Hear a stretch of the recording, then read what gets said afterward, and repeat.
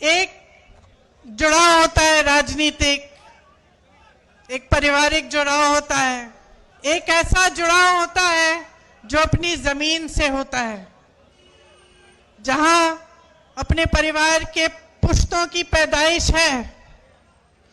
वो एक अलग बात होती है, वो एक लगाव होता है जो शायद लफ्जों में बताया भी नहीं जा सकता। जम्मू कश्मीर से मेरे परिवार के सदस्यों का यही जुड़ाव है, यही लगाव है। मैं यहां आती हूं तो आपकी शक्लें भी मेरे से मिलती जुलती हैं। काफी बार मैं देखती हूँ, गाड़ी से देखती हूँ या किसी से मिलती हूँ, कहती हूँ तो ऐसे लगता है कि मेरी बहन है। तो एक अलग जुड़ाव है। आपको शायद मालूम नहीं होगा, मेरी दादी इंदिरा जी की हत्या से 4-5 दिन पहले हम लोग घर पे बैठे थे। मैं 12 साल की थी, राहुल जी 14 साल के थे। अचानक दादी ने कहा, बड़ा दिल कर रहा है कश्मीर जाने का। जो चिनार के पेड़ हैं पतझड़ के समय जो गिरते हैं, मैं उन्हें देखना चाहती हूं। तो हम दोनों बच्चे थे, बहुत खुश हुए, चलो दादी के साथ कश्मीर चलेंगे। तो दादी हमें कश्मीर लाई। पहली बार मुझे खीर भवानी के मंदिर में ले गई। उसके बाद एक बड़े आध्यात्मिक गुरु थे उनके, पंडित लक्ष्मण जी, उनका आश्रम होता था श्रीनगर में, वो वहां गई। फिर हम दिल्ली आए। 3-4 दिन बाद ही उनकी हत्या हो गई, वो शहीद हो गई। तो अक्सर मुझे लगता है कि कैसा बुलावा था ये, कि एकदम अपनी हत्या से 4-5 दिन पहले अचानक बोली मुझे कश्मीर जाना है। ये अपनी धरती का बुलावा था, ये माता का बुलावा था कि वो खीर भवानी गई।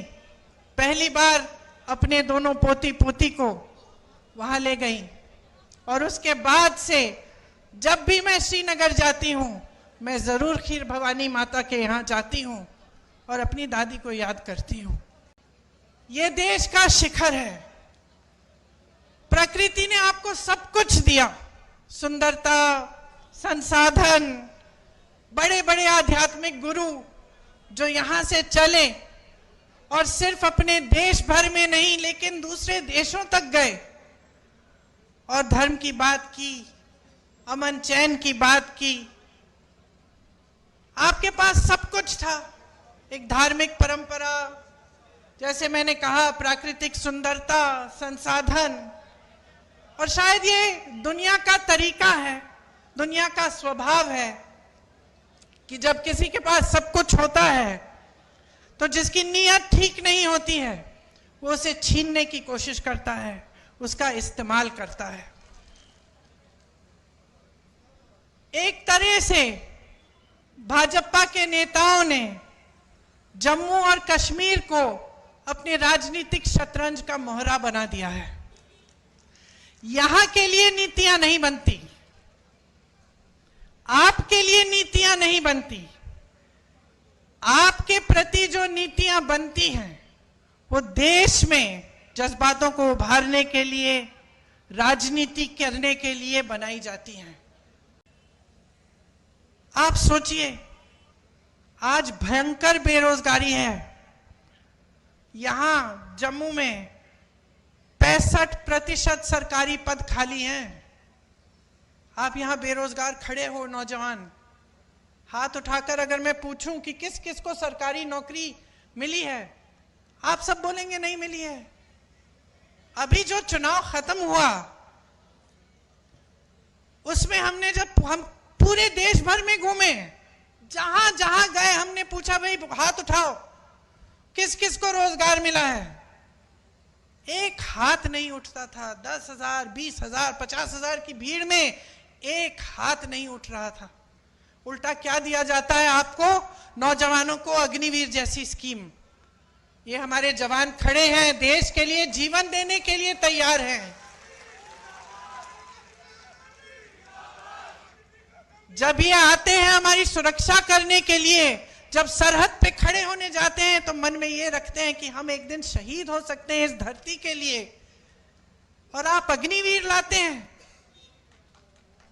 कि बच्चा जाएगा, सरहद पे खड़ा होगा, सुरक्षा करेगा हमारे देश की, लेकिन शहीद हो जाएगा तो उसको कुछ नहीं मिलेगा, उसके माँ बाप को पेंशन तक नहीं मिलेगा। और इसके लिए हम सारे विपक्षी दल लड़ रहे हैं, बार बार इन मुद्दों को उठाते हैं, लेकिन इतना अहंकार है इस सरकार में, हमारे प्रधानमंत्री जी में, कि वो जानते हुए कि ये गलत स्कीम है, जानते हुए कि ये नौजवानों के लिए ठीक नहीं है, वो पीछे नहीं हटते। वो कहते नहीं है कि ठीक है, गलती हो गई, गलत स्कीम ले आए, हम इसको सुधार देते हैं। जहां आपको आर्मी में, फोर्सेस में रोजगार का मौका मिलता था, वो टूट गया है, आज नहीं मिलता है। नौकरियों का हक आपको मिलना चाहिए। यहां तमाम नौजवान खड़े हैं, मेरी बहनें मेहनत करके, परिश्रम करके बड़ा करती हूं। मैं 52 साल की हूं, मेरा बेटा 24 साल का है, मेरी बेटी 22 साल की है। क्या चाहते हैं हम अपने बच्चों के लिए? एक उज्जवल भविष्य चाहते हैं, कुछ बड़ी शान, शोहरत, पैसा, सत्ता नहीं। हम चाहते हैं कि खुश रहें, ईमानदारी से अपना काम करें और अपनी कमाई कर लें, अपने पैरों पे खड़े हो जाएं। ये आप भी चाहते हैं, इस मंच पे बैठे सारे नेता भी यही चाहते हैं। तो ये हक आपसे छीना क्यों जा रहा है? आज रोजगार के मामले में जम्मू और कश्मीर इतना पीछे क्यों पड़ गया है? इतनी बेरोजगारी क्यों है?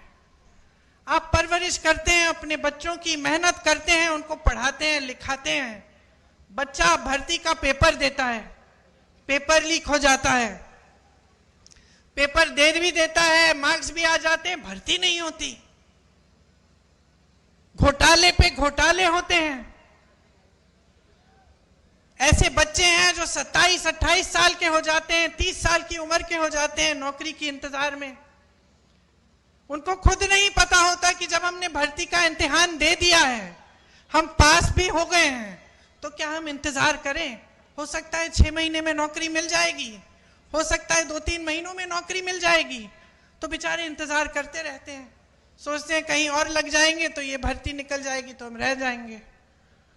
और इस तरह करके साल पे साल गवा देते हैं, अपनी जवानी गवा देते हैं। बच्चों की शादी नहीं होती, जब रिश्ता लेके जाते हैं कहते हैं कि भाई नौकरी नहीं है,